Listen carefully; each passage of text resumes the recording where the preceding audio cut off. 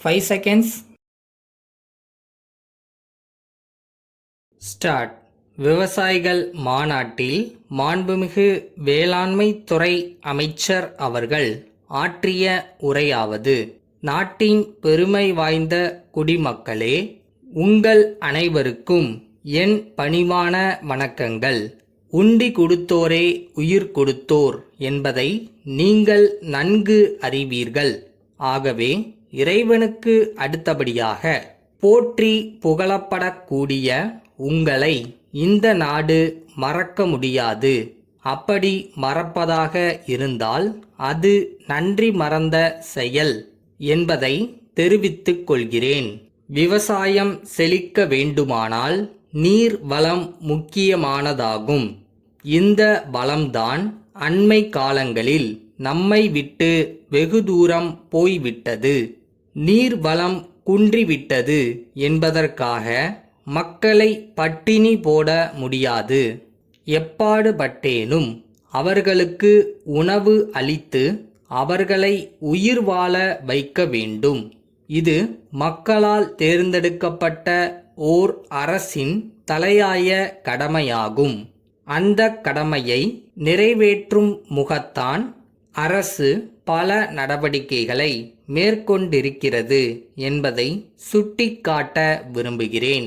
அரசின் ஆணையை ஏற்று கோவையில் அமைந்துள்ள நமது வேளாண் பல்கலைக்கழகம் வறட்சியை தாங்கி பலன் அளிக்கக்கூடிய சில விதை வகைகளை கண்டுபிடித்துள்ளது.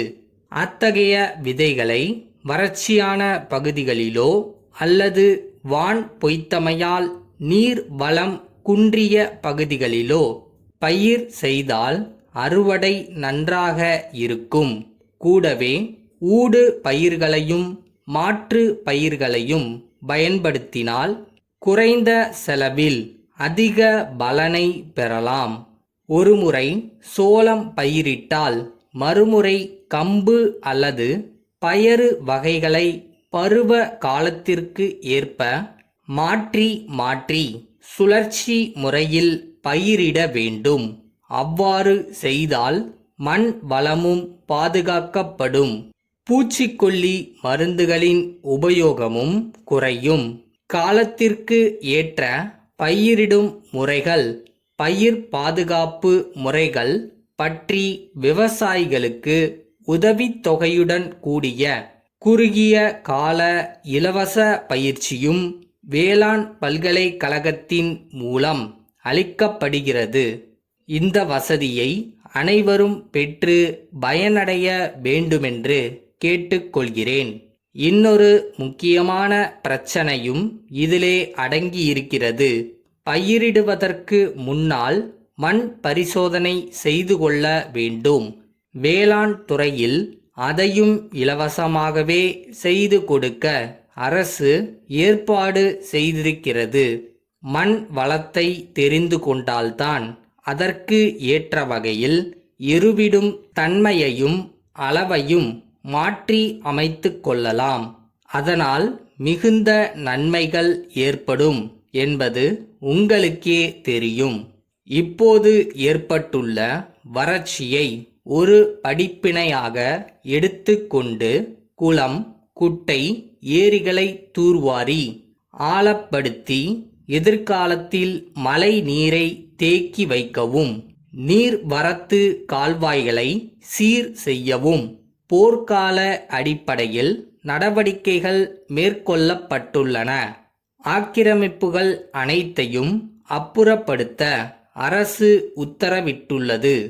விவசாய பெருங்குடி மக்களை ஊக்குவித்து உற்பத்தியை பெருக்குகிற வகையில் அவர்கள் பெற்ற கடன் வசூலை தள்ளி வைத்து வட்டி, அபராத வட்டிகள் தள்ளுபடி செய்யப்பட்டுள்ளன என்பதை மகிழ்ச்சியுடன் தெரிவித்து என் உரையை நிறைவு செய்கிறேன். அன்புடையீர், வணக்கம். எங்களது வார இதழ் விற்பனை குறித்து தாங்கள் கேட்டுக்கொண்ட விபரங்களை தருவதில் மிக்க மகிழ்ச்சி அடைகிறோம். தங்களது ஊரில் இதுவரை எங்களது வார இதழின் விற்பனை உரிமையை பெற்று இருந்த திருவாளர்கள் வளர்மதி நிறுவனத்தின் மூத்த உறுப்பினர் திரு வடிவேல் அவர்கள் சென்ற மாதம் காலமானதை தாங்கள் அறிவீர்கள். அதன் பின்னர் மேற்படி நிறுவனத்தை தொடர்ந்து நடத்தி வர தேவையான அனுபவம் வாய்ந்த நபர்கள் இல்லாத காரணத்தினால் இந்த விற்பனை உரிமையை வேறு நிறுவனத்திற்கு வழங்க கோரி மேற்படி நிறுவனத்தின் இதர பங்குதாரர்கள் தெரிவித்துள்ளார்கள். எங்களது வார இதழின் தன்மை பற்றியும் அதன் விற்பனை விபரம் பற்றியும் தாங்கள் ஏற்கனவே அறிந்து வைத்துள்ளீர்கள். எனவே விற்பனை சம்பந்தமாக இதர விபரங்களை நேரில் பேசி ஒரு முடிவுக்கு வரும் பொருட்டு எங்களது விற்பனை பிரிவின் முதுநிலை மேலாளர் திரு வாசன் அவர்கள் வரும் 10ஆம் தேதி தங்களை நேரில் சந்தித்து இது குறித்து பேசுவார். தங்களது சந்தேகங்கள் மற்றும் ஏனைய விபரங்களை அவரிடம் நேரில் பேசி ஒரு முடிவுக்கு வருமாறு அன்புடன் கேட்டுக்கொள்கிறோம். தாங்கள் எங்களை தொடர்பு கொண்டதற்கு நன்றி. தங்கள் நம்பிக்கையுள்ள மணி.